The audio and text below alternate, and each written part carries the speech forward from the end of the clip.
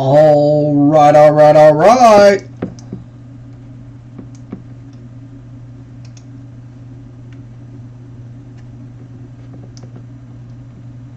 What the... Alrighty then, there's that. Alright, so, what is up, everybody? We are back at it, and today, on a rainy Sunday in the Motor City, we are on No Creek Farms, and it is plant day, as you can see. We've got a lot of freaking planting to do. So that is going to be what we are going to be doing today. Also, at some point, very possibly, I want to get in here and get these grass fields taken care of. They need to be sprayed, they need to be fertilized, so we can get some extra hay going. Now this is not going to be the final product of the farm for right now. I know we have some special bins that are going to be edited for corn. I know these are for TMR, just to kind of mess around with the production, since, well, we'll talk about that in another little series. We got this for the seed. We got the trucks. I know we're going to be getting some grass cut for silage bales done. We got the silo. So we're getting back to really where we were, just not quite there yet. The bins was just an idea from me that I was like, you know what? Let's add some bins over here. We're gonna need extra storage anyway, because, well, spoiler alert, later in the series, yeah, we're planning on ripping up these grass fields so we can plant more. Obviously, we're gonna have cows and more cows and more cows. We may or may not be adding another shed. We will get to that when it comes. But no, I mean, really the question of the day really comes down to how many of y'all played this in 17? But there is a lot to talk about, and, well, I think it goes very, very well with the title of today's stream. And things come full circle. Now, what do I mean by that? What do I mean by that is, well, as we know, things have been quite crazy in the last couple days. It's been a big week for the Lions. It's been a big week for the Tigers and Scott Harris. I mean, primarily, there is a lot of things that went on. But first and foremost, I know that there are probably some of you from Facebook or Instagram, and you're wondering about if I'm going to say anything about Hunter Labrada and his win at the Tampa Pro. I'm happy for Hunter. I'm proud of him that he finally brought his best.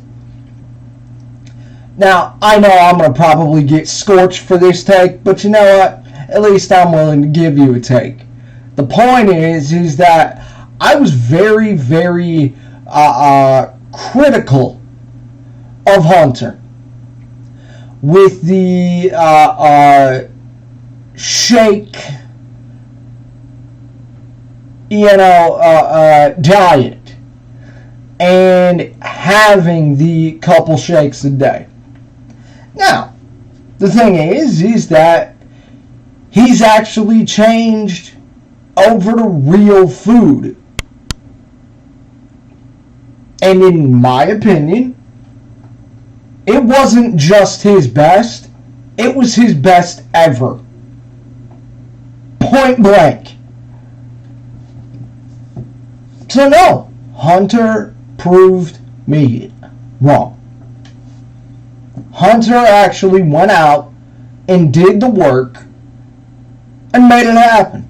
And you know what? I'm happy for the guy. So shout out Hunter Labrada.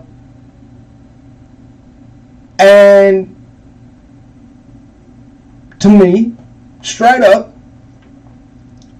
dude brought his best. His best ever.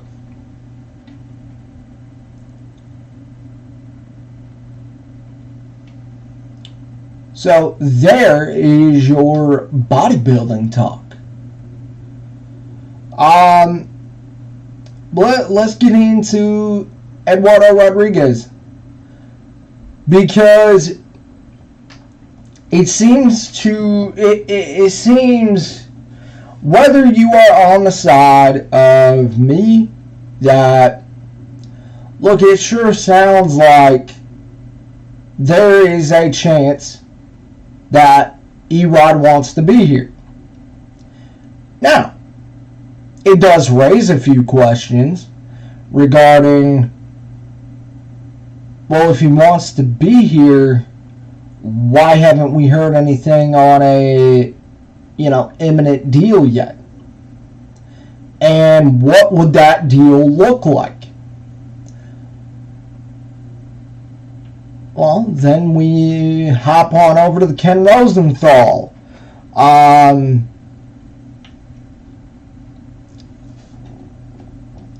Reporting that Erod wanted an extra year and $20 million on his contract. Okay. Well, to me, look, it sure sounds as if it was not one but two factors. A, family. B, money.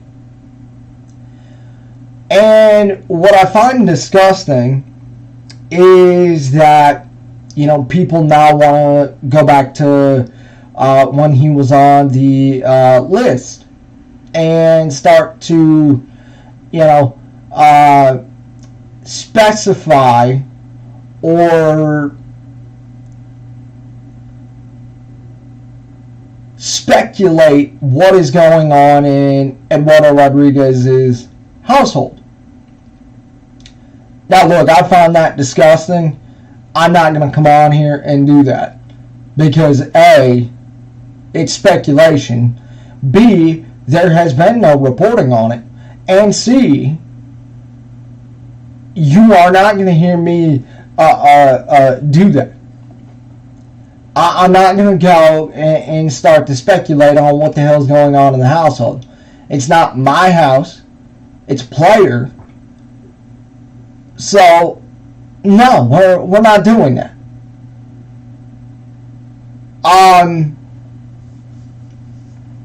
But I have three things, and then I also have a two-part question. I have three things because it sure seems like a lot of people want to say it without saying it. And that was kind of the original take of, look, if you want to say this guy's Al, come out and say it. If you want to come out and say that Scott Harris is not doing his job, okay, then come out and say it. And that's really what it comes down to. But for some reason, we have to hem and haw and beat around the bush, if you will, when it comes to giving an opinion.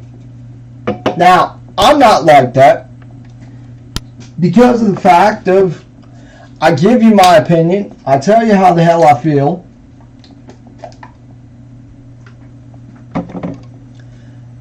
and we'll talk about it. But I'm not going to hide from it.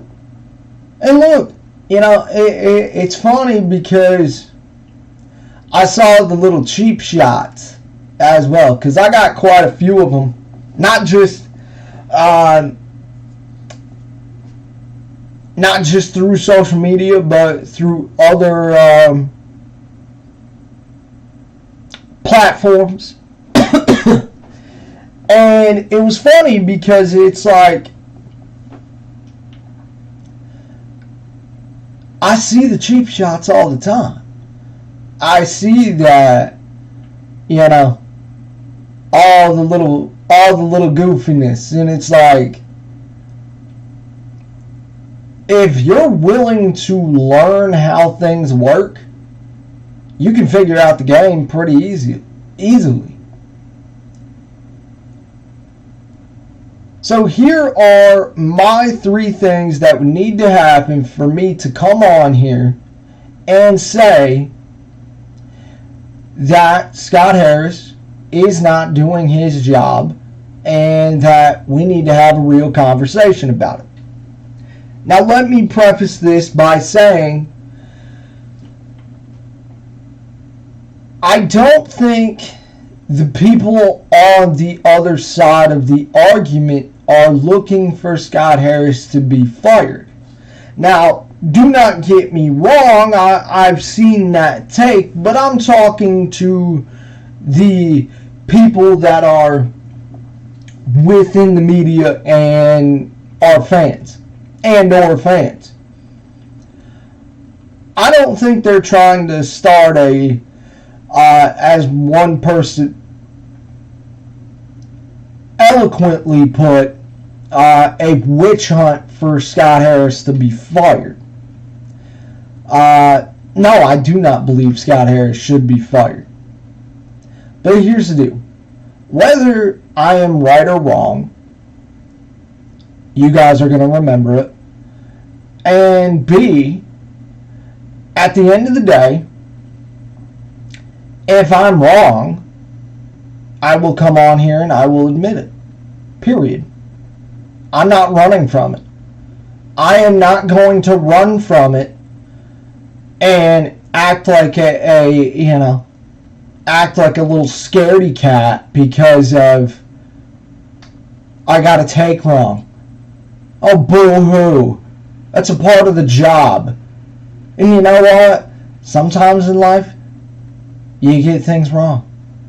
But you know what? You get back up,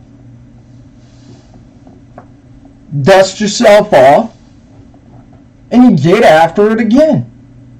That's really all there is to it. So there's that.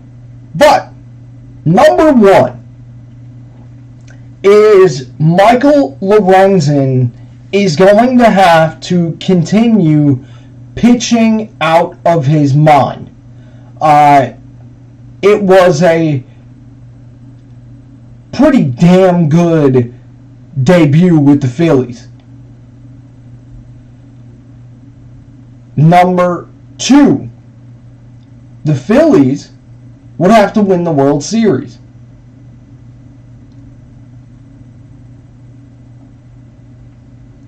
And number 3, Eduardo Rodriguez would have to opt out at the end of the season and walk away for nothing.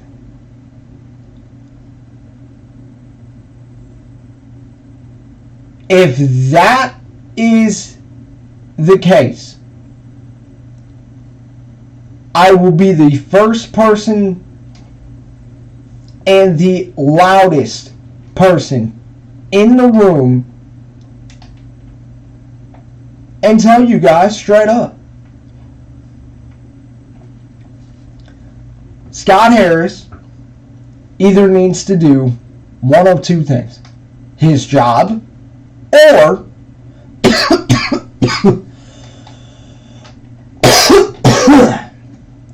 he needs to hire a GM.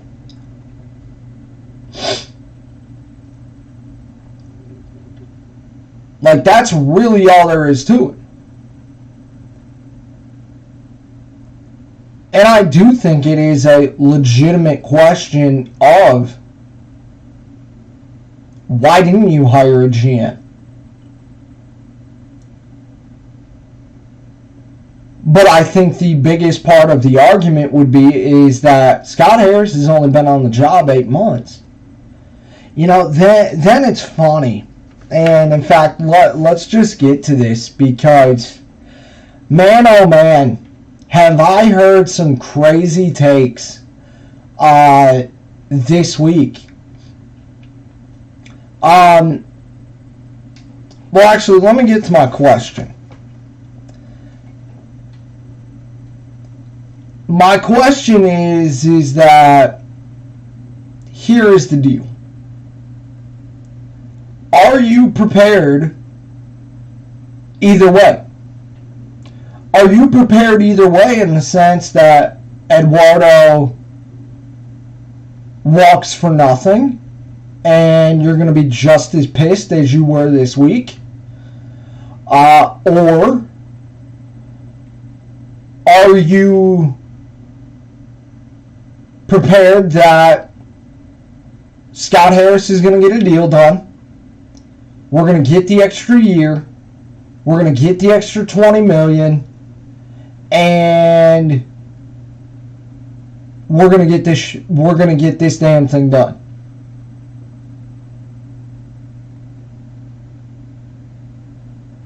So there's my question. And as far as part 2 goes, after yesterday, isn't it just time that Alex Lang needs to go?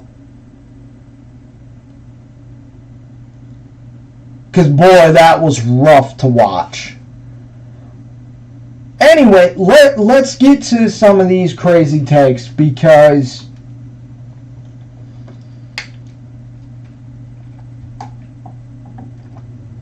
I was seething at some of these takes. I was foaming at the mouth on some of these takes. Because there are times in this job where you just can't help yourself. You just sit back at a nice, safe distance and you watch the volcano erupt. So, let's start with this. Quote, "The deal was never done." Close quote. Really? If the deal was never done, it would have never been reported, and then the Tigers would have never been outed. And not only that, but as far as the deal never being done, I can understand to an extent that, okay, the deal was not done based on Eduardo or his agent. I can understand that to a T.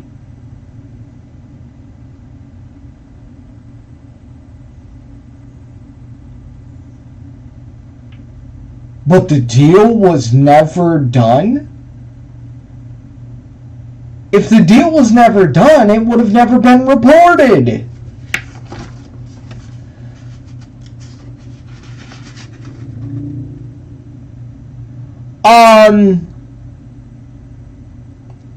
Oh, this one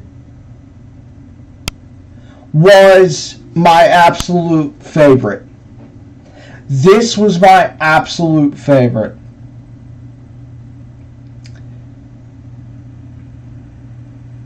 Well, you can't say it's a human thing. Literally, quote, you can't say it's a human thing. Like, do you realize how ridiculous that sounds?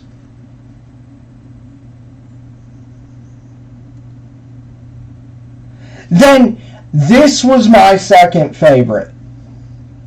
Quote, you should have just let him go for 2 months to go to the Dodgers and compete for a World Series. But then, you could have went and got him in free agency at the end of the year. Okay. So let's talk this out for a moment.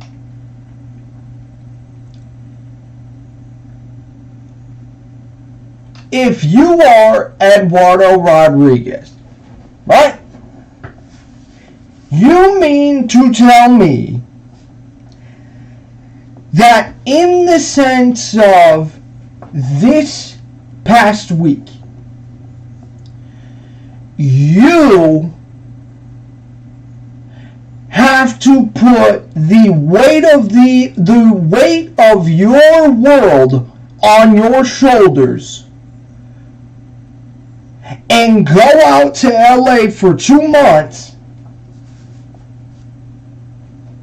and then all of a sudden it's gonna be happy action fun time and you're gonna want to come back in 2 months?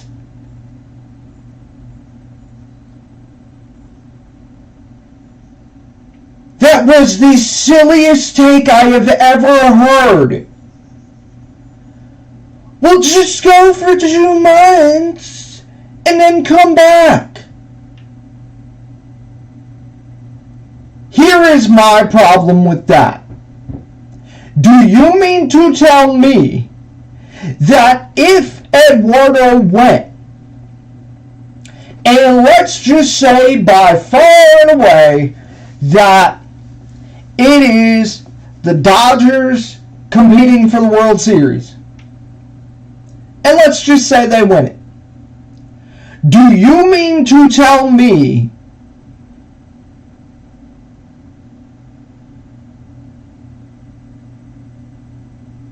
that in that sense, and we'll just say Eduardo pitches out of his freaking mind, he gets back to the start of the season type of deal, do you mean to tell me that all of a sudden, 2 months after all the celebrating, all the things that he has to deal with, of missing his significant other, missing his children, do you mean to tell me that the Tigers are going to approach with another year on the contract, and they are going to enter $20 more million into the contract for 2 months of pitching? He got himself a title and a ring, and you mean to tell me that it is happy action fun time and he is just going to come back and it's going to be the greatest thing ever? I'd love to know what some people are smoking here. Oh, well, he'll come back. What is your indicator? What would tell you that Eduardo would come back? What, his family? Guys, his family is not giving him the contract. It's wild.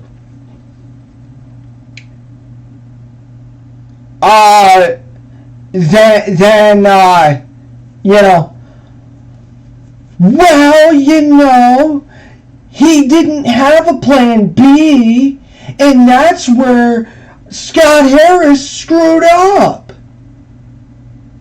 You don't say. And you know what I loved? I loved how, ironically, in a matter of seconds, how Scott Harris must have had Al Avila's brain and must have been the dumbest human on the entire planet, because you had people saying that he didn't know what teams Eduardo Rodriguez did not want to be traded to, his 10-team no-trade clause. Scott Harris didn't know about that?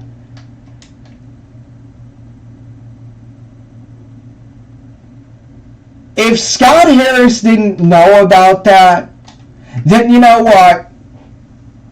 If Scott Harris didn't know about that list, then period, he should be fired. But you know what? I highly doubt a smart guy who has the job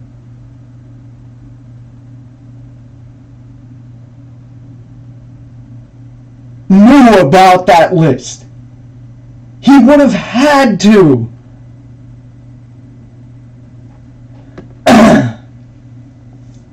But as far as a plan B, yeah, he should have had a plan B.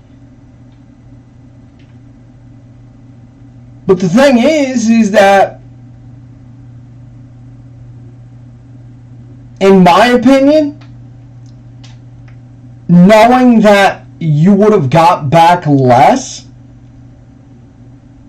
I personally think you'd still be pissed. And I personally think there would be people out there who would still say, botched, in over his head.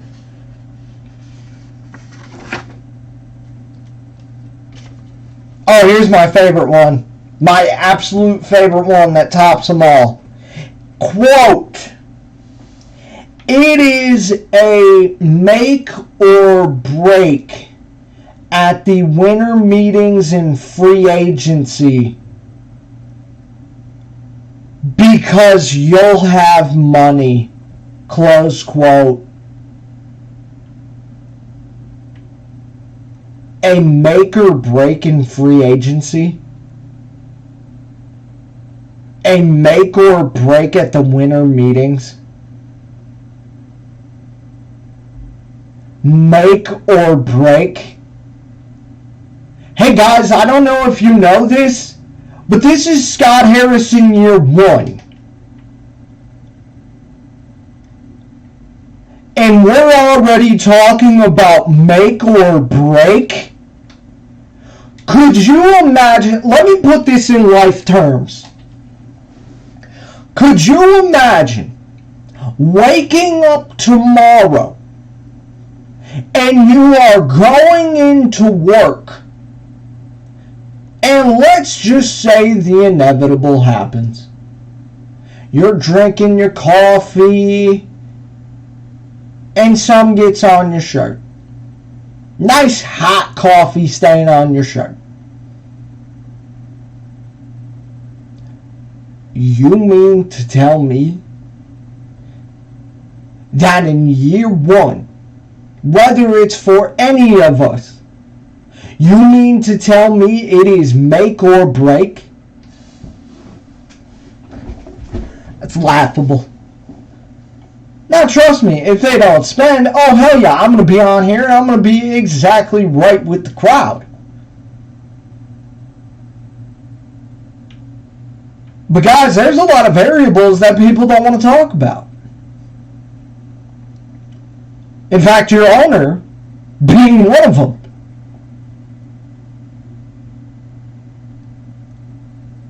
I mean, what are we doing here? We're talking in terms of the rebuild of the rebuild.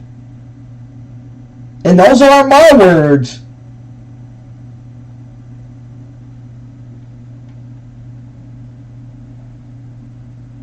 But in year one, we're talking make or break, huh?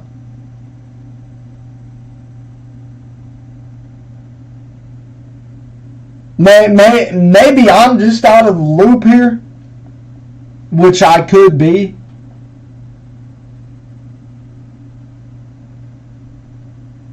But man, oh man. You want to talk about a reactionary take?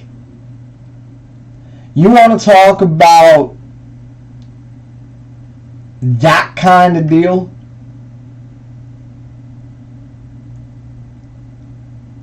Of people overreacting? As of right now,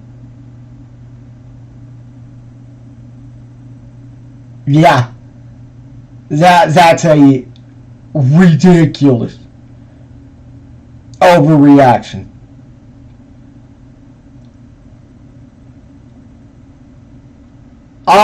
Here's the next one.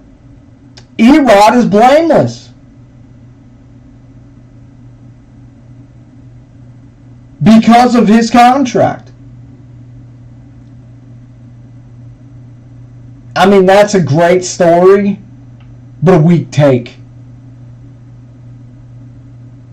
Because here's the deal.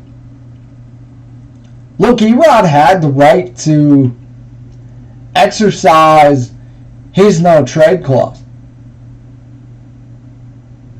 He had that right. But for the people who have their tinfoil hat on and continue to go back to when he was away from the team and not being paid, it sure gives them some validity to where they're at.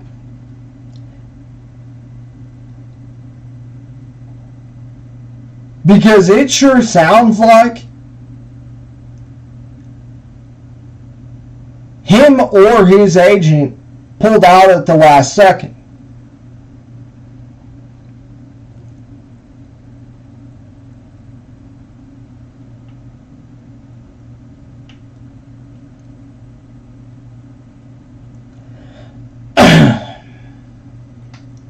But Erod blameless? All because of his contract? I find that laughable. I find that laughable. Because it was either him or his agent who left Scott Harris out to dry.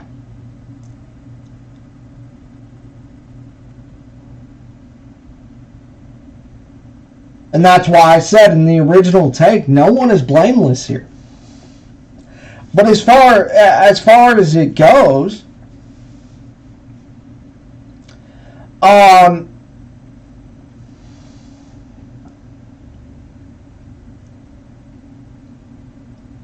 until I hear about, a contract extension, yeah, I do think you should be worried. Because to me, going back to my original take, it's very, very simple. Is that straight up, a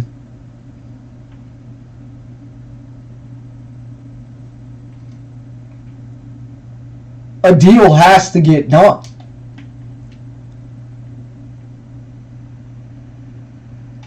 And not only that, but if a deal can get done right now and you're adding an extra year, you're adding an extra $20 million,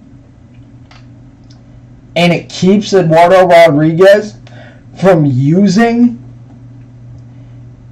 his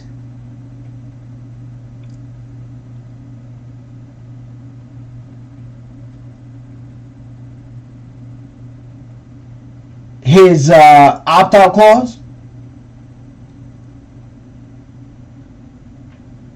Man, oh man, I'd take that in a heartbeat. And as far as the family deal, again, I find it disgusting that, we're wondering what's going on in the household. But the thing is that, guys, we have to also remember that in that sense, these guys are human beings, and they have families, they have kids, they have pets, just like the rest of us. And I do believe Eduardo Rodriguez does have kids. So I gotta think that is a very, very big factor for him on where he wants to play. And I'm sure it's the same way with, the other way around. I'm sure it's the same way with his missus, because I'm sure she doesn't want to raise the kids alone. And that's all I'm going to say about that.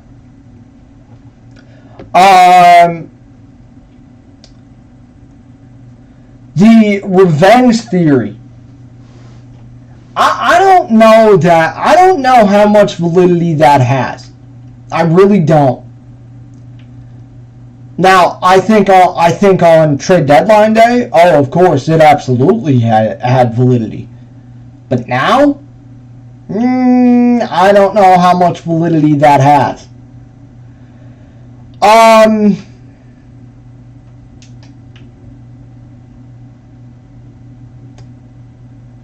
Look, as far as it goes for me, it's very, very simple.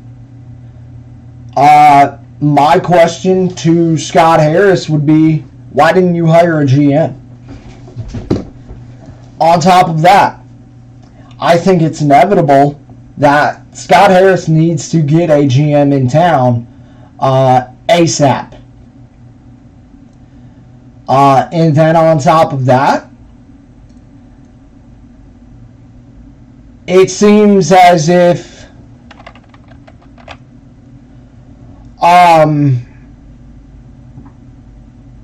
or it doesn't seem as if a deal needs to get done. And you know what? I also love this. I also forgot about this because apparently there are times like this where excuse me, needed a drink there. But there are times where we automatically think that press conferences or, the little in-game interview or post-game interviews are going to matter. Guys, I would be the first to tell you they are a waste of time. A waste of time. And I love listening to the people who get mad, who get pissed because, he didn't tell us anything. You gonna say the same thing about Eduardo? Because Eduardo didn't tell you anything. Eduardo talked about his family. Eduardo talked about the financials.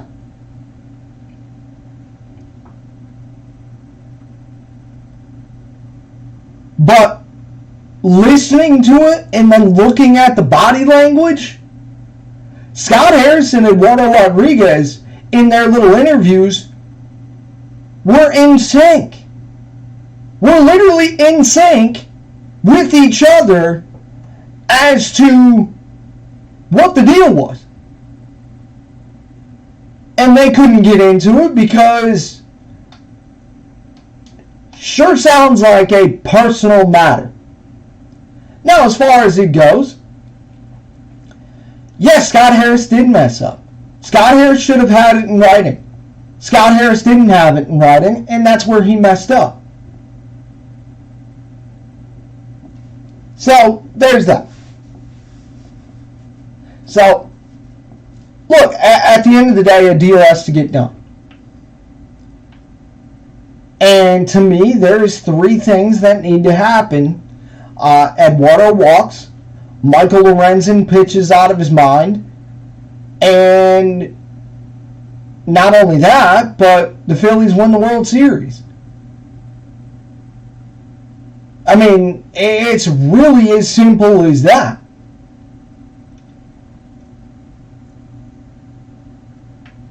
If those three things happen, I'll be the first person on here and the loudest person to tell you Scott Harris is not doing his job. Period.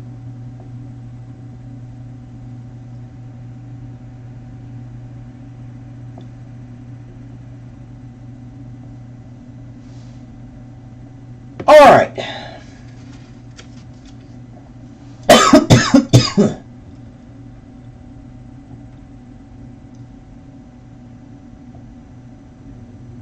So there is that.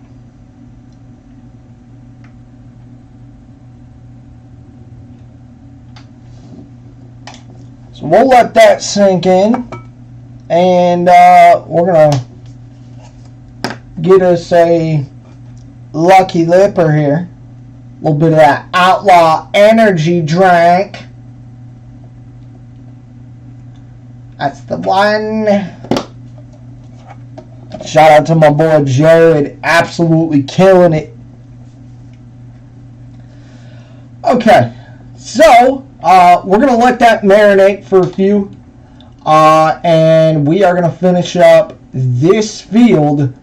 I'm going to just ramble on about some things, and then we will hop into the Lions.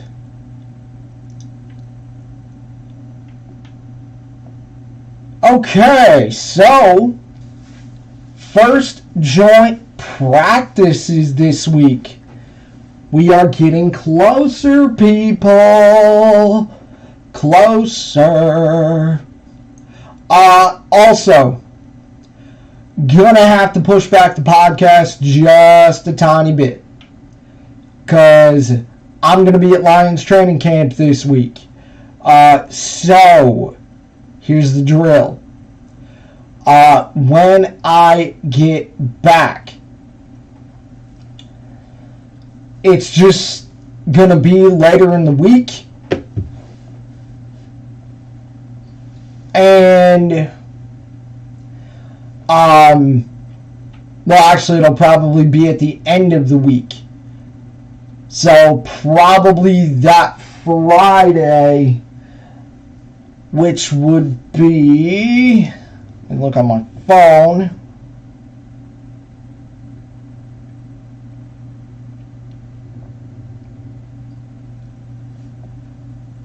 The 11th,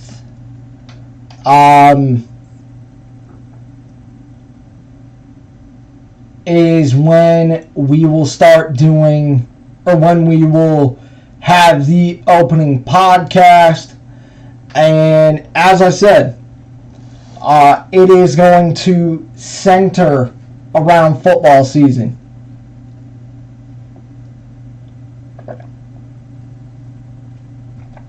And so that would be August 11th. Which also means that Friday, depending on work, but it would seem as if you guys would be getting a double dip on a Friday, which is also a little rare, but every now and then it does happen. The other thing is that I am going to try something. In the essence of utilizing my phone as well, as far as you guys would be on the camera that's on my desk, and then we would have IG or one of my other streaming platforms going on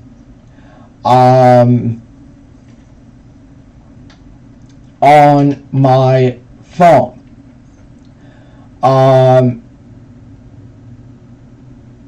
Just to try it.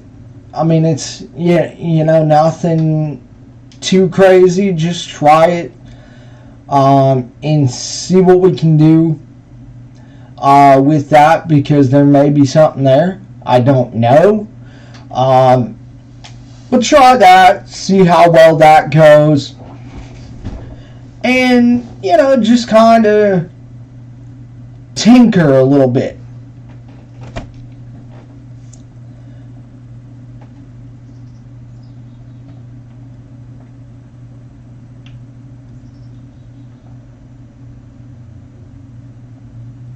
Oh, you know what? I got to talk about that too. So, if any of you guys played 17, you guys will know that this guy, or this map creator, is the one who made UMRV in FS17. Well, he's back for 22. And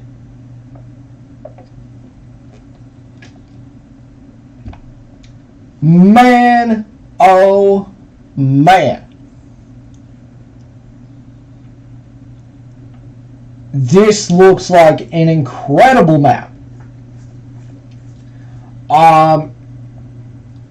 Now, the squad has already said best map in 22.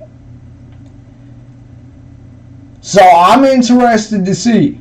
I've also seen a few other people say it is the best map in 22. So I'm very, very interested to see of what is going to go on. Is it true that this is the best map? Now, it is not released yet. It is in beta.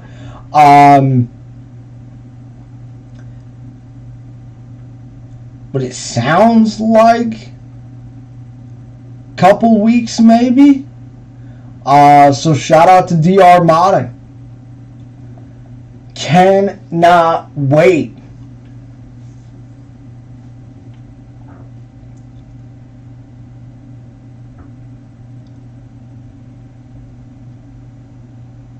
And plus, make sure you guys check out the community tab. New post it seems like every day. I mean, I might miss a couple of days over the weekend, which is no big deal. But at the same time, throughout the week, new post every day. Every single day.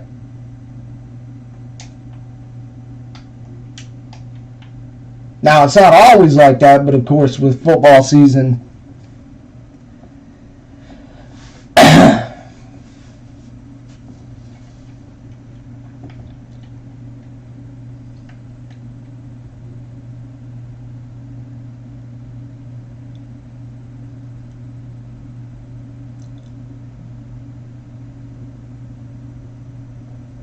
in fact, you know what?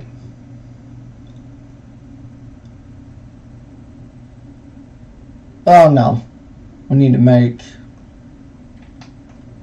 some silage bales first, so. Alrighty.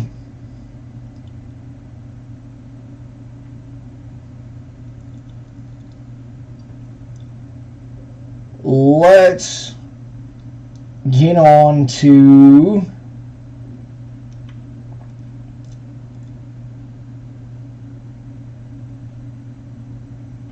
beans and corn.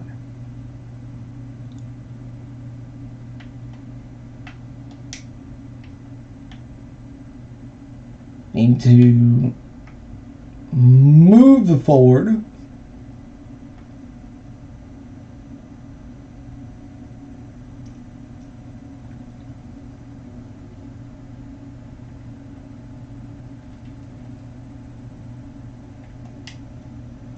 Nice.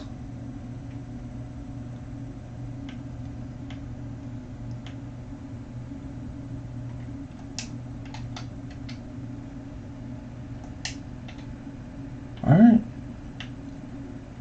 We'll let this go. Get that down. Get that saved.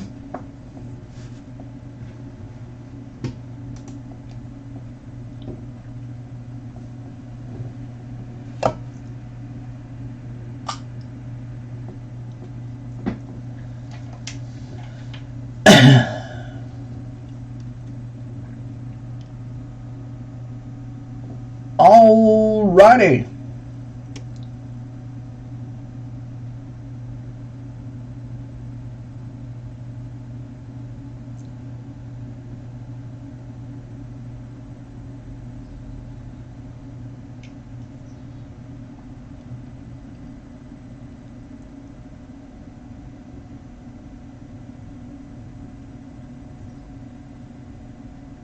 Nice. Alright. So we will get going on that. For the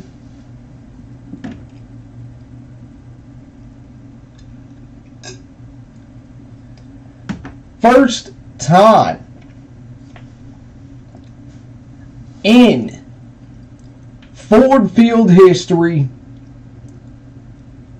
the Lions have sold out of season tickets.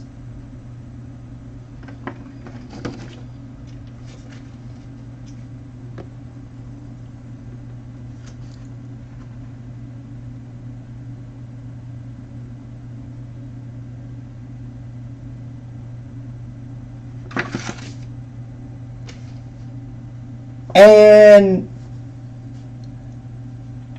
all I want to know, if you're a Lions fan, is what got you to buy in?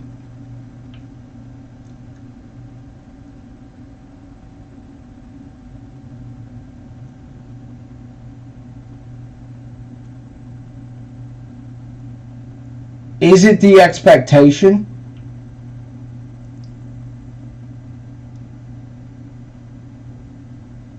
Because I'll tell you my answer. I think I know. Now, I don't know that it's the end-all, be-all, but I know for a fact. But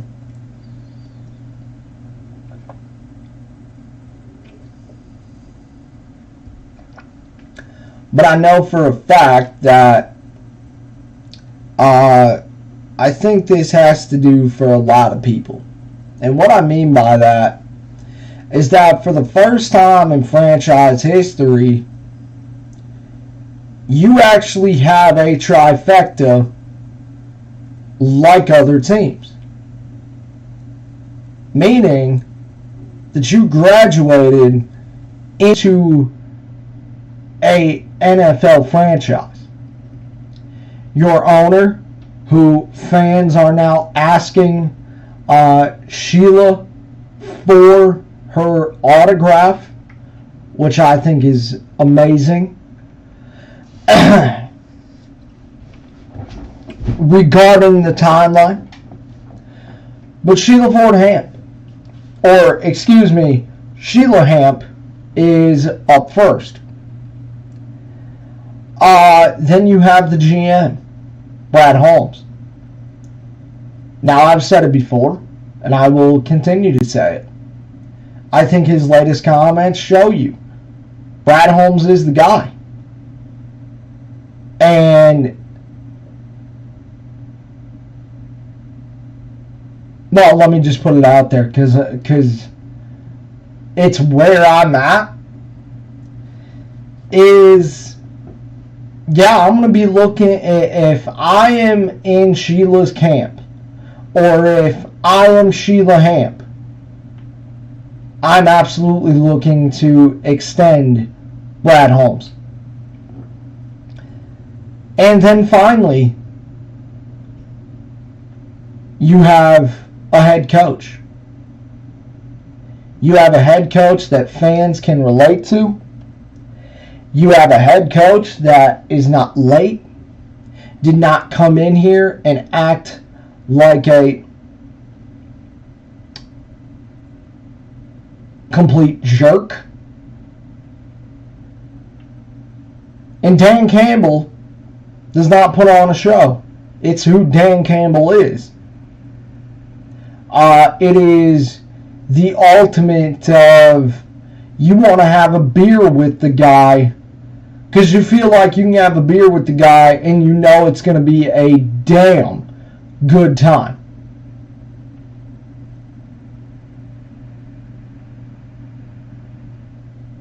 But to me, it is the trifecta. It is the trifecta because your head coach, your GM, and your owner are all on the same page. And it sure seems like, for the first time in franchise history, you have that.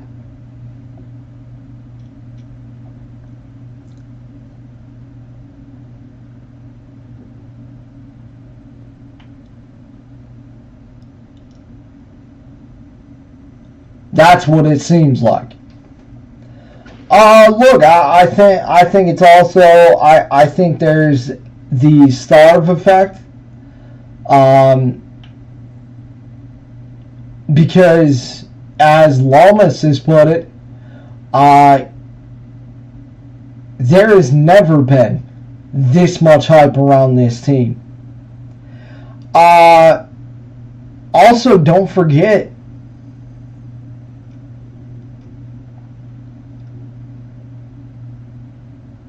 you ended the season on a win.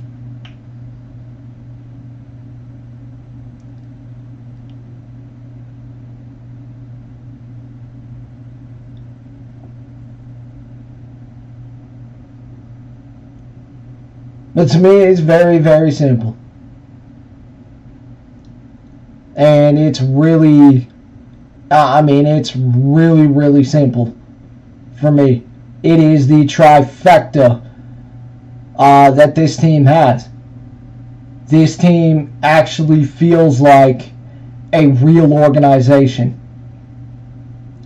And as many as people don't want to admit it, Sheila is holding true to her comments of she wants to be different. And she's proving so.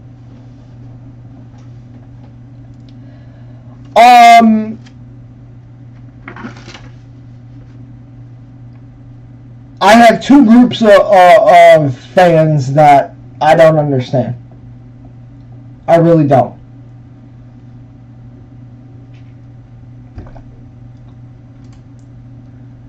The worried about the hype fans.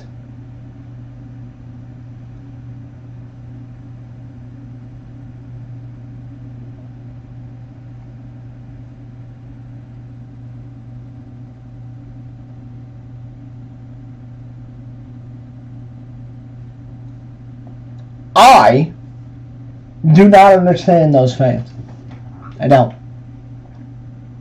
Now, why do I say that? I say that because it really leans into the other part of the fan base that, well, quite frankly, I don't understand either. The fans that, well, I can't buy in because I'm afraid to get hurt again. Guys, that's sports.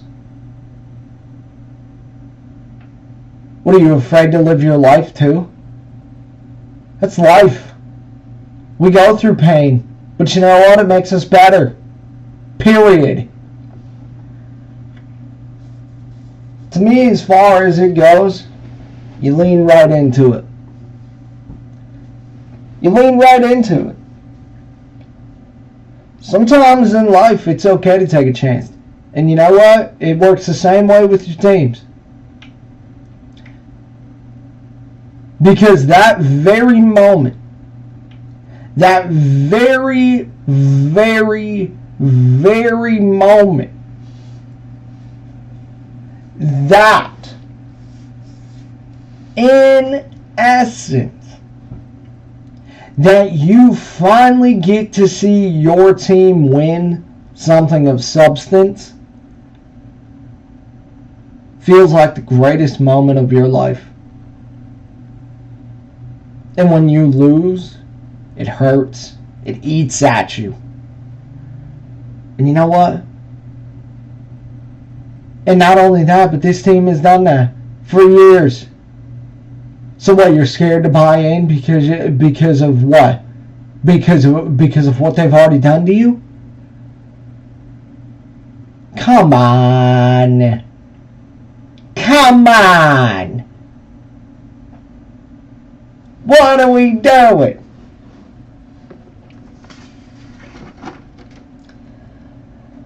Okay. Oh, I forgot. We got to get in on the college stuff too. We'll get in on that here in a minute. All right, so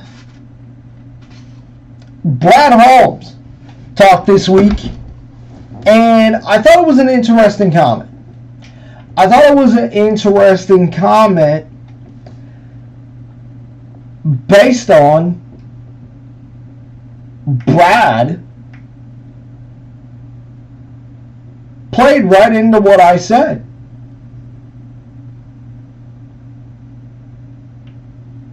I mean, he literally played right into what I said. Brad Holmes is taking a gamble this season. And his comment was regarding a golf extension or anything of the sorts. Do the right thing for the franchise. And look, Brad's taking a gamble. Because as much as people don't want to admit it, guys, they didn't draft Hendon Hooker to sit on the bench.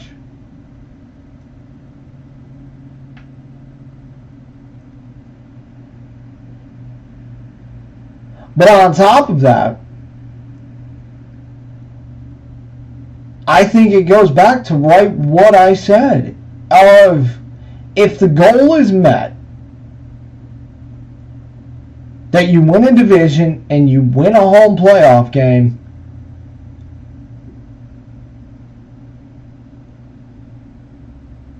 guys, it's null and void.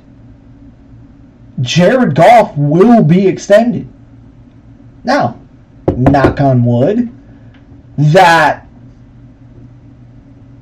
if it becomes a disastrous season and you get, knock on wood, of, injuries to your core players, etc., then no, Goff is not going to be extended. But what Brad Holmes is doing, Brad Holmes understands the assignment.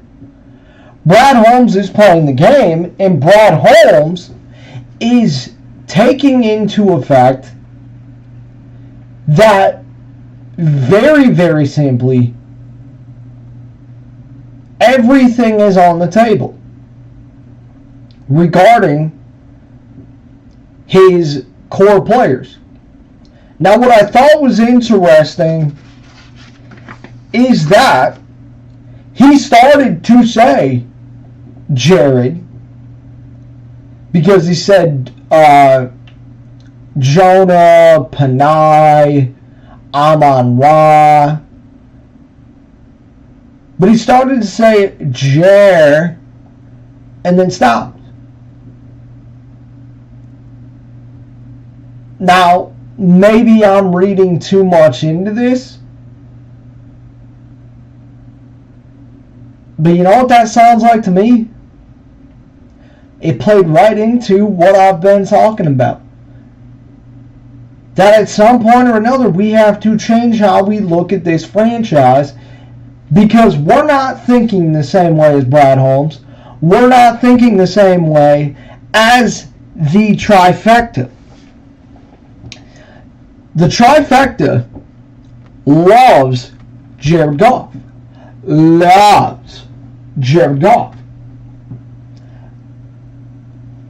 And when it comes to it, Jared has to prove himself. Look, Jared has to prove it. There's no doubt about that. And it's a gamble either way. But the entire thing being is that, very, very simply,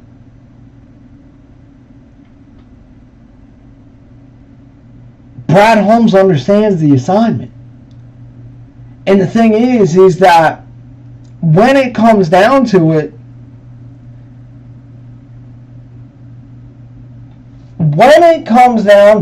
it's very, very simple. It's not going to be half a season. It's not going to be the numbers and analytics and this and that.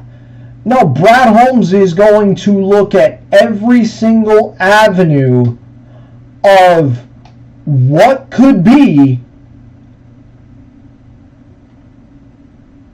and he's going to take it from there. Like that's where he's at. And as far as it goes, no, I don't think it's going to be a 2-year deal. I don't. And not only that, but I certainly don't think that he is going to let it go down to the wire of letting Jared Goff play out this year, having a final year on his contract, and letting him play through it in order to prove himself. I don't know about that. I don't know that that's going to be the case. And I just keep going back to that Sheila, Dan, and Brad all love Jared Goff.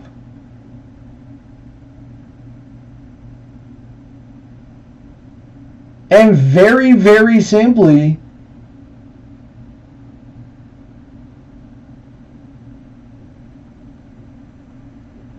I highly, highly doubt that in that sense, in fact at all, really, is that they're just going to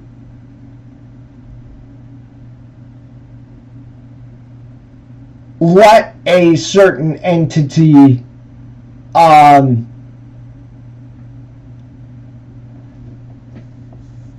throw away Jared Goff. But look, as far as it goes, look,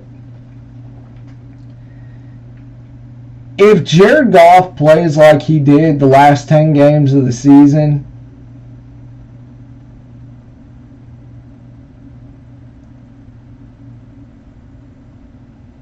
I mean,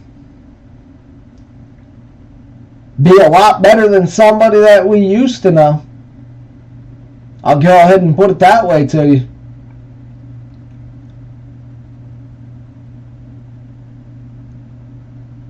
But no, I mean that's really it. If it comes down to it, I think it's very, very simple. I think it is simple. I think it is as simple as, if the goal is met, Jared Goff is getting an extension.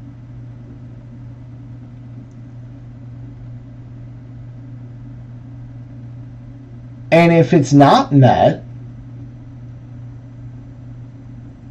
then Jared is not getting an extension, and he will play out his contract. And then not only is that going to make things not any easier, but on top of that, it's also the fact of that,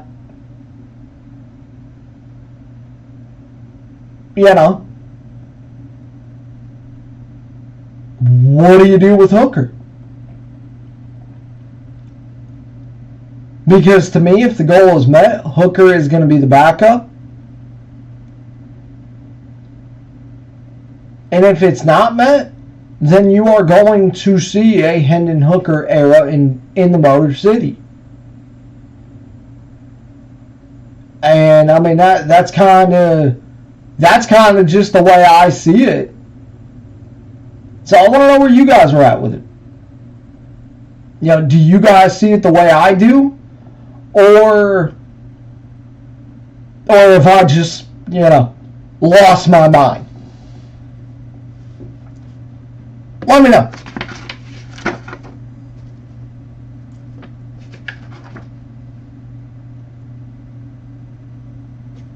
And as far as the Sheila thing, I think it's so interesting because of, man, you think back of 2 years ago, and she was getting booed. I don't remember what exact game it was, but the point is that it was halftime, and she was announcing Calvin in the Hall of Fame. And she got booed. 2 years later, I believe it was 2 years ago, 2 years later, she is now getting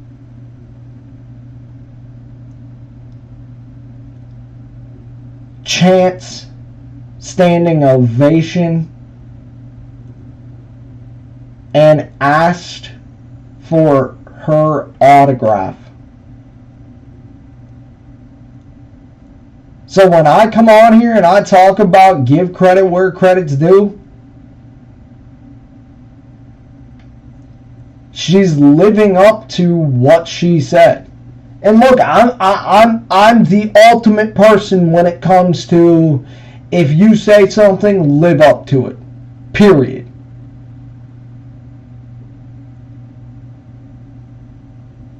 And look, it sure seems like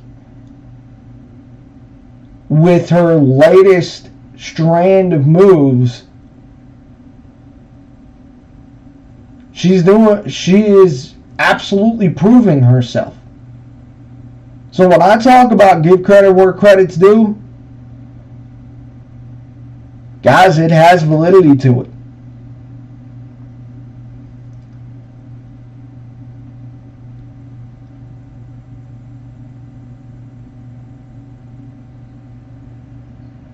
Okay.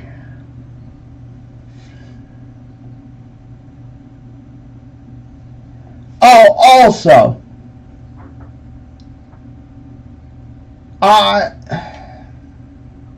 maybe it's just me, but first of all, I forgot to mention this in the Erod thing. Quote, the family comment sounds very, very hollow. Close quote.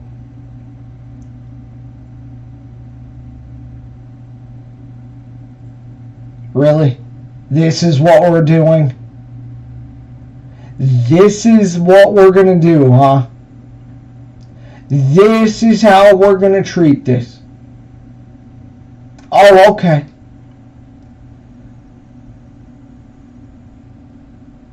Come on.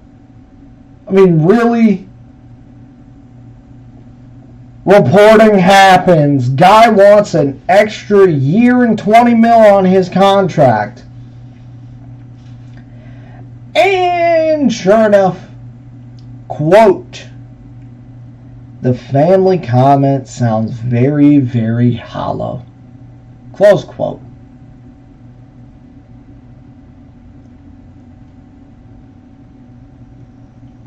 Boy, oh boy.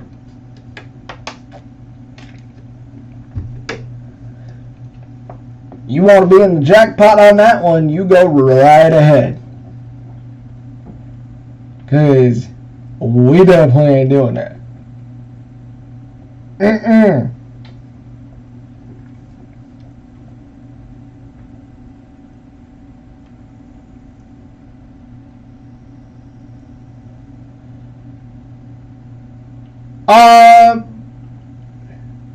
But I heard this comment this week, and I guess I want to understand it, because I don't really know how exactly we can talk about a comp here. Now, I get the point. This was a big week for the Lions and the Tigers. I get that. I really do. But here's the biggest thing, okay? And maybe it's just me. Maybe it's just the fact of that I want to understand what the hell we're even doing here. But it's Brad Holmes and Scott Harris. Okay, well, first, right off the bat, just stop. Brad Holmes was making draft boards for the Rams. Now, it doesn't necessarily mean that he didn't have a lot of say. I'm sure he had some, but not as much as Scott Harris when he was with the Giants. And Scott Harris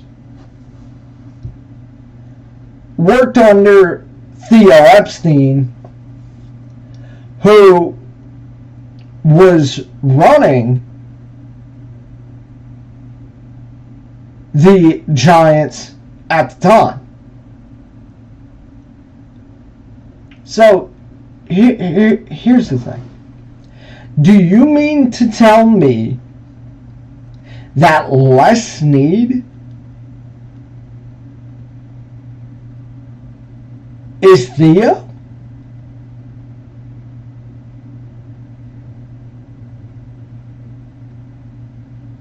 I don't know about that.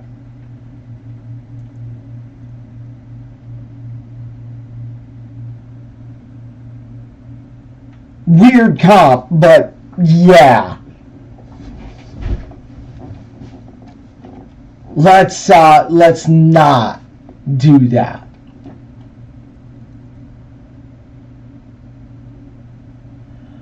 Okay.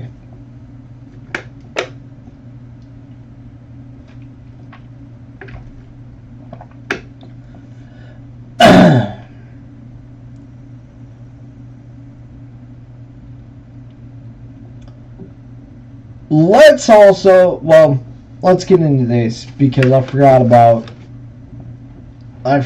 these things.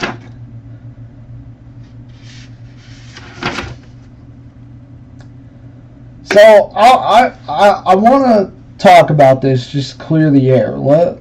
I'm going to talk about my why for this channel, and I'm also going to talk about my mentality towards this channel.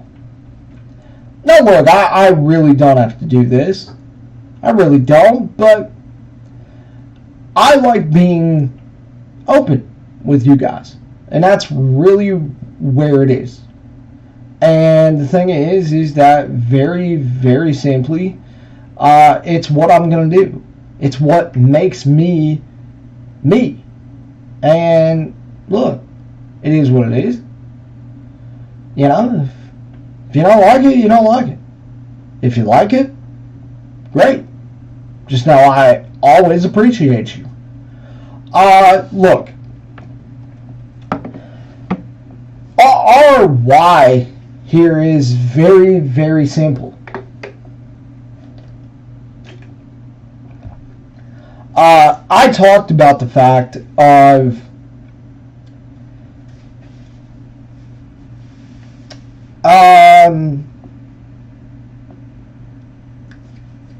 my injury, my traumatic brain injury.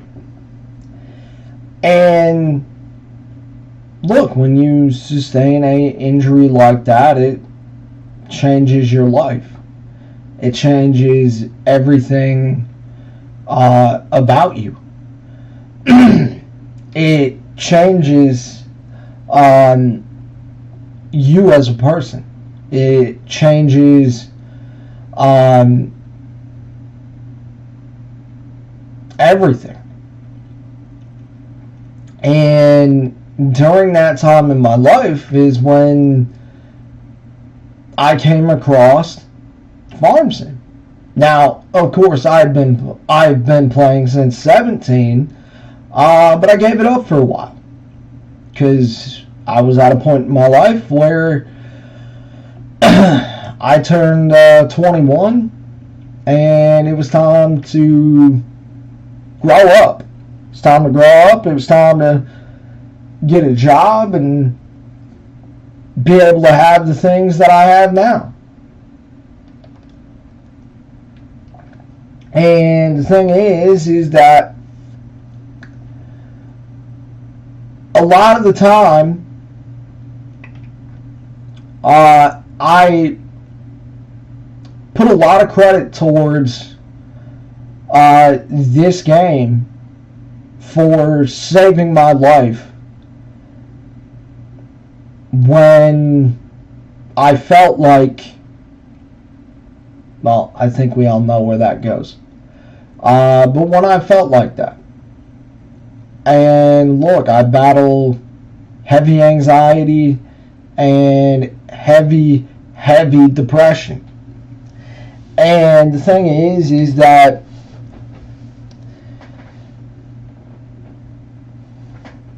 I'm just me. I love talking sports. I love this game. And one day I was talking with TJ, and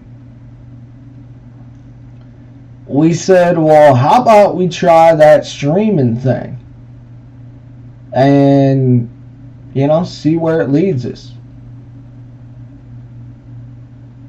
And so we took the rest of that year and we did our best to learn and do what we need to do. And sure enough, that's when we started. And yeah, I get super nervous when I'm on here. I'll be the first to admit that. But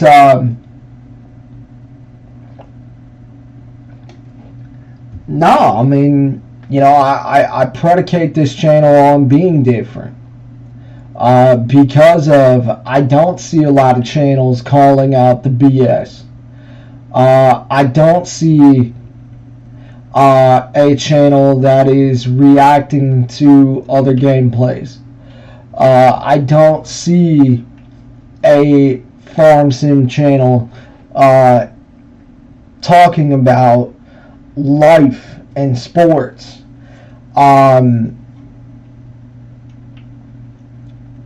Which I understand. It's not everybody's cup of tea, but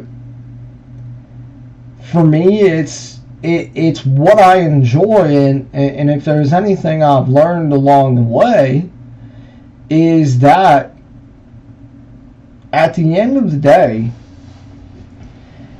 you have to do what makes you happy. And you're going to have good days, you're going to have bad days. But at the end of the day, you got to do what makes you happy. And so what makes me happy is talking about sports, talking about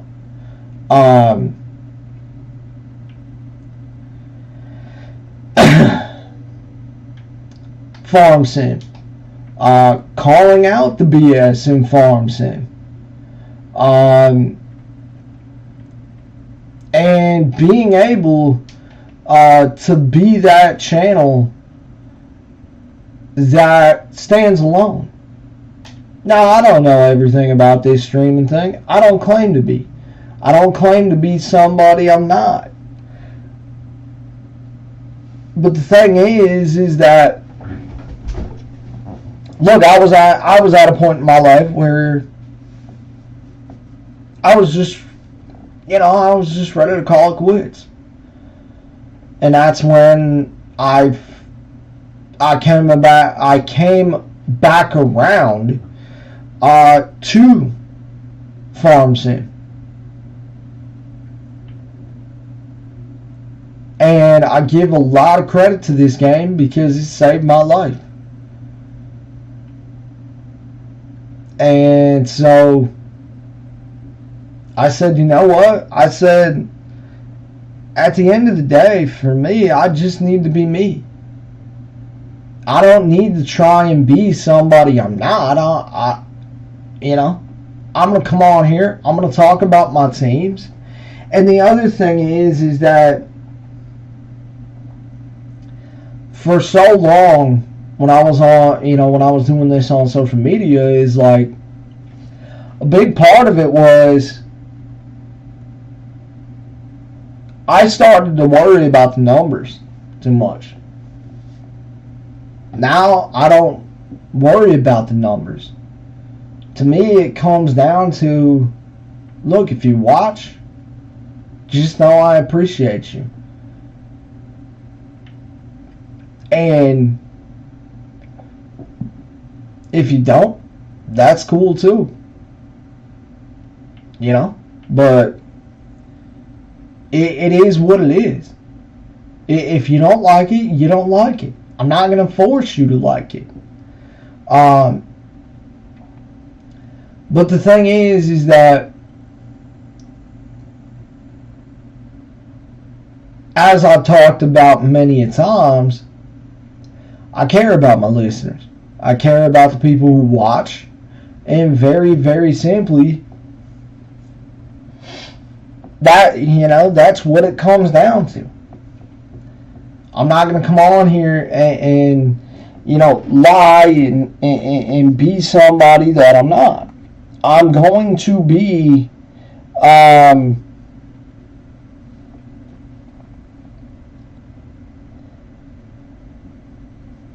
I'm just going to be me. And the thing is that that's really my mentality towards it. Is that, when there's breaking news, I would love to get on here. But a lot of the times I'm already at work by the time news breaks. So I can't just hop on and do a half hour live stream.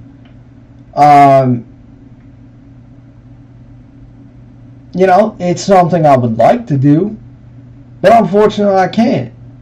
And the thing is that I try and work around that. But the thing is that I put a lot of effort into the notes that I take. It's why I have so many notebooks. It's why I have at least 2 on my desk at all times.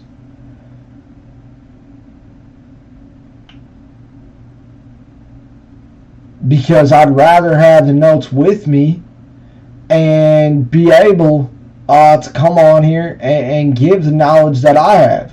Now, I don't have the best knowledge of everything out there. But at the end of the day, I think as long as you try your best, that's really all that matters. And yeah, my thing being is that as long as you get what you believe, as long as you give your 110% that you believe you can give, guys, at the end of the day, that's what matters. And that's just my mentality towards it. And I mean, yeah, there's certain things that I'm not going to get into, like the latest update from Darren. I'm not going to get into that, and that's out of the respect for him. I could talk about certain things going on in my personal life, things like my mom. I never really had the best relationship with my mom. But the thing is that as I got older, I realized I had to make my relationship with my mom better because I was mad at the wrong person the entire time. I never had a dad because my dad decided that he valued and loved his other son more than he ever loved me.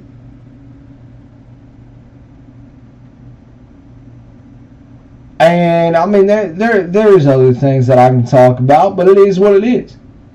The thing is that I'm not scared to be open about it. And it's okay to be open. It is what it is. People are going to look at you one way or the other. But at the end of the day, as long as you stay true to yourself, to me, that's what life is about. You got to stay true to yourself through thick and thin and otherwise. You got to stick to what you believe, what you understand, and do what you got to do. My thing is this channel perfect? Hell no, it's not. But at the same time, I just look at it as I can't be putting so much pressure on myself because I do have other things going on in life that I can't be on here all the time. But when I get the chance to get on here, I'm going to get on here, I'm going to give it 110%, and we're going to go from there. And that's really the way I look at it. And it's not because of, and it's everything that of how I just look at it. So when I talk about mentality, and I talk about the things of experiences, it's because I went through them or I did them. Or it's because I took, months, sometimes even years out of my life to learn the knowledge that I have in these certain sports and in these certain topics. And the thing is that, as I said, my channel ain't perfect. And you know what? I ain't trying to make it perfect. I don't focus on the numbers. I don't do that. Because at the end of the day, I know how this is going to go for me. The thing is that if I start looking at the numbers, I'm going to want better. And then I'm going to get back to where I'm frustrated, to where I'm upset, and then I'm not going to be doing as well output-wise on the videos and on the streams. So I don't worry about the numbers. I don't worry about the analytics. I don't worry about any of that. I just come on here. I do what I have to do. And I'm 100% me. It's real. It's raw. None of it is acted or scripted or staged. None of that. I come on here every single time, and it is real, it is raw, and it's everything I talk about. Period. And that's just where I'm at. So when I talk about my mentality for my channel, is it's real, it's raw, and it is 110% me. It is just a pouring down rain. But that's really all it comes down to for me, is if I am not 110% me, that'll be the day I stop streaming.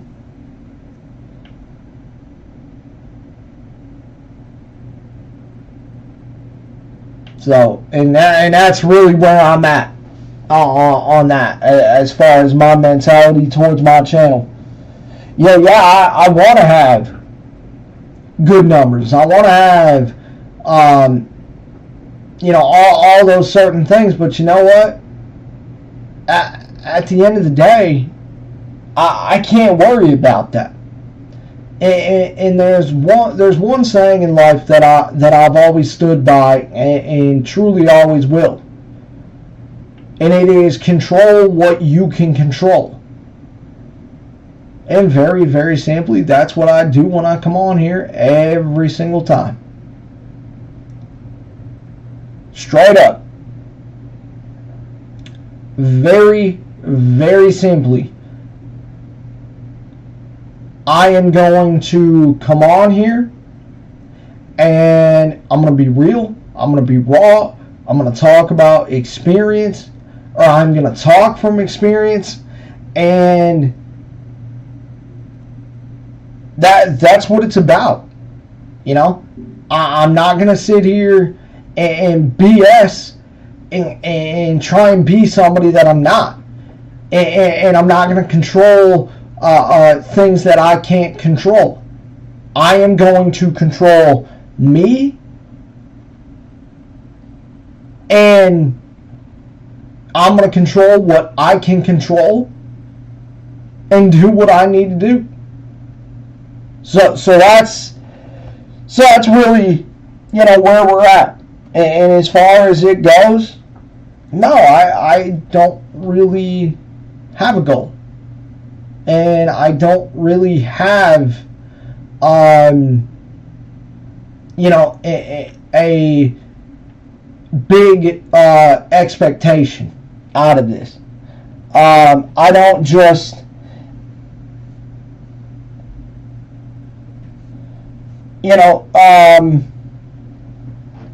I don't just do those things for no reason. I don't just look at the numbers. I don't just follow the analytics. I don't just follow those certain things. It's every single note that I take is real, raw, and it's 110% me. Period. And I don't just, I just don't, worry about that. I can't.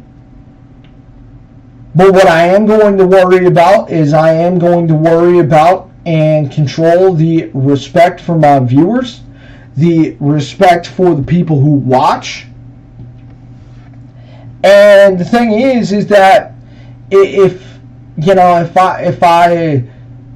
you don't like what you watch, if you don't like what you hear or what you see, That's cool.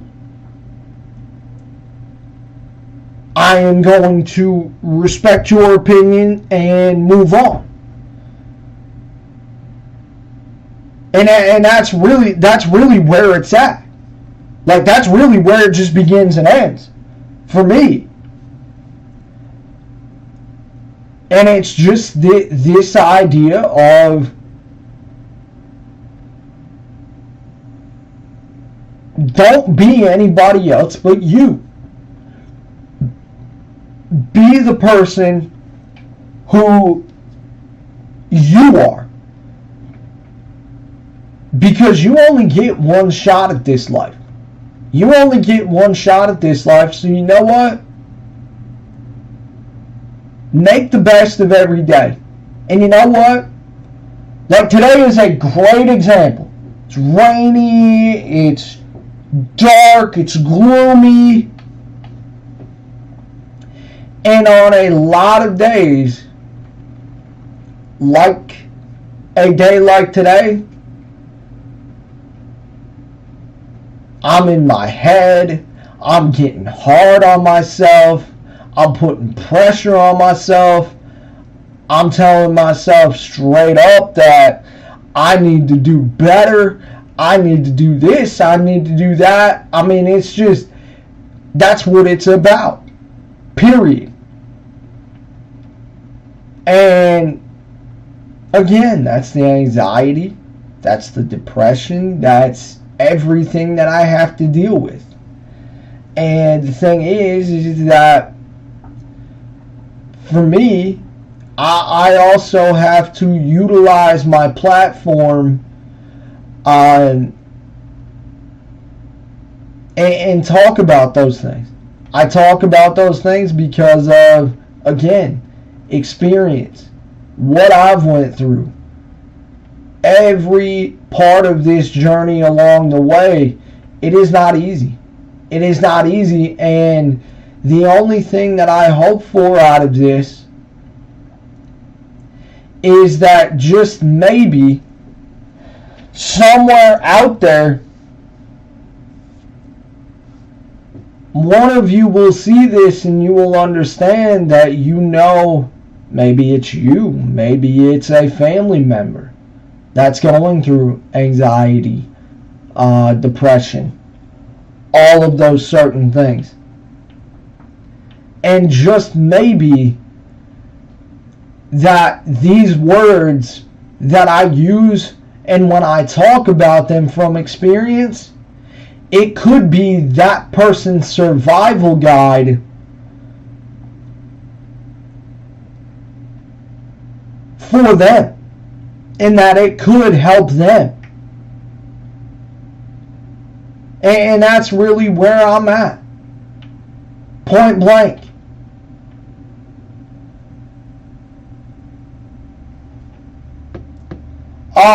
Also, one more thing, because my goodness, was this. I think this was the wildest take of them all. I heard someone say that this was arrogance. You heard me right. Arrogance by Scott Harris for the trade deadline. Wait a minute now. Wait a minute. Arrogance? Oh boy.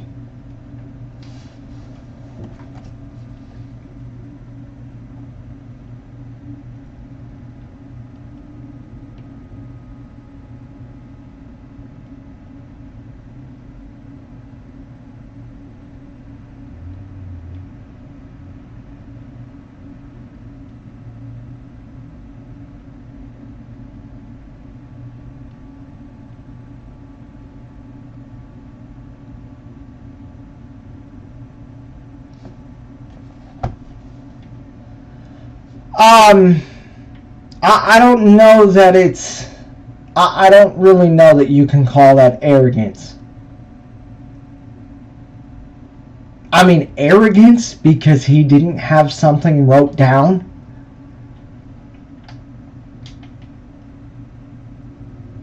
I don't know, that sounds a little,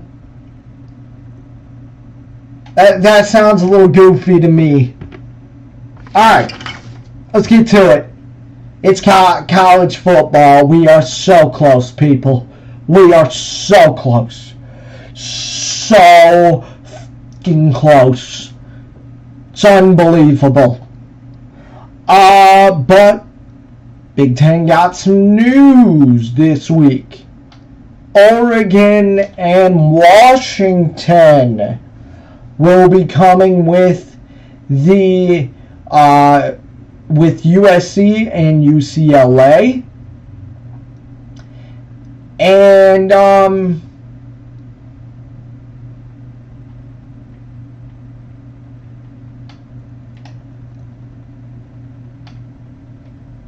here's my thing. I think it is inevitable. As the Big Ten reaches 18, I think we are all waiting on the other shoe to drop from the SEC. And I think it is absolutely inevitable now that we are headed for wild times in college football. That being 2 20-team super conferences.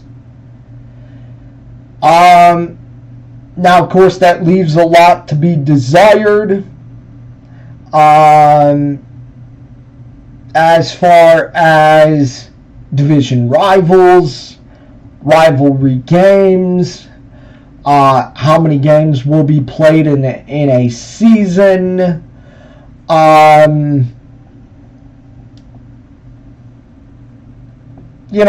really a lot more questions than answers as we've gotten truly, I would say, the last couple of years with college football. Here's the deal. For me, I think we're headed for 2 super conferences. I think as the Big Ten reaches 18, I think that's going to really send the ball back over into SEC's court. SEC will go ahead and SEC will add a few more teams, and then whatever is left, and very, very simply, I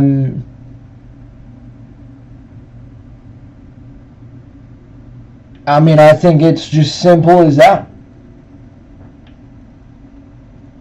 That's really what it comes down to. For me, is that I'm interested to see how this is all going to work out. I think it was about 2-3 months ago we saw a prototype type of 24 schedule. Well, they're gonna have to remake that. But nonetheless, I think it's inevitable now. We're headed for 2 super conferences, Big Ten versus SEC, and it is going to be the haves and the have-nots. Point blank. Look, the biggest problem, I almost said conference. The biggest conference. A lot of the times I do mess up like that. So I don't apologize for it because, well, hopefully it makes you laugh. The point is, the biggest problem is that we truly have no czar of college football. We have no commissioner of college football, a governing body that teams listen to when it comes to stuff like this. And that's really where it begins and ends as far as the problem. Because we all know the NCAA has little power, and even that's fading away. And I mean, that's really where, to me, it just begins and ends. And it is the idea of that I think a lot of people's fandom is going to be tested with this new era of college, for sure. But look, as far as the competition goes, competition gets harder. On top of that, it gets harder to go to the playoff. And it also means you have to win your games. Period. So that's something that I like out of it. Because the thing is, I mean, look at Michigan. Michigan has took on the SEC model of it is a 3-game season and we're headed to the playoff. Period. And that's just the way I see it. So, but I think in the end, look, as far as it goes, college is going to look a hell of a lot different. And look, I think as far as fandom, yeah, it is going to be tested, but I think you're still going to watch. And again, let's get it out of the way. You know, take out the fact of what I do for a living.